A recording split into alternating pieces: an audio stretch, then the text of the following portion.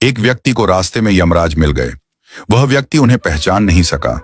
यमराज ने पीने के लिए व्यक्ति से पानी मांगा।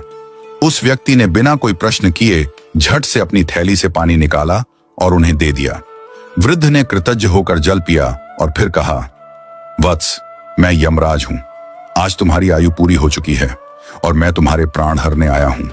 यह सुनकर व्यक्ति का चेहरा सफेद पड़ गया। हृदय कांप उठा। डर के मारे उसके पांव लड़खड़ा गए। लेकिन यमराज बोले, डरो नहीं, क्योंकि तुमने मेरी प्यास बुझाई है। अतः मैं तुम्हें एक विशेष अवसर देना चाहता हूं, तुम्हारी किस्मत बदलने का मौका। उन्होंने एक डायरी उसके हाथ में थमाई और कहा, इस डायरी में जो तुम लिखोगे वही सच हो जाएगा। तुम्हारे पास ठीक 5 मिनट का समय है। जितना चाहे लिख लो, पर ध्यान रहे केवल 5 मिनट। इसके बाद समय समाप्त हो जाएगा और डायरी मेरे पास लौट आएगी। व्यक्ति का भय थोड़ा कम हुआ।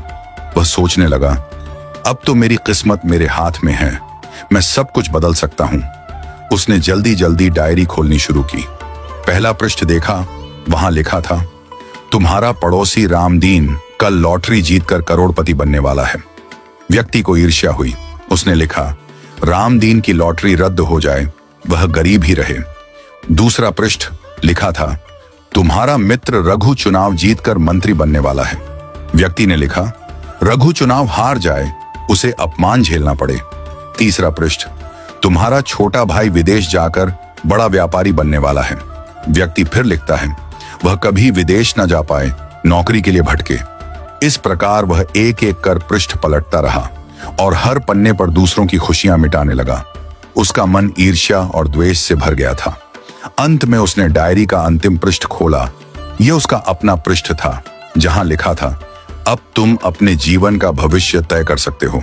वह मुस्कुराया, पेन उठाया, लेकिन तभी एक ठंडी सी आवाज आई, वत्स, तुम्हारा 5 मिनट का समय समाप्त हो चुका है।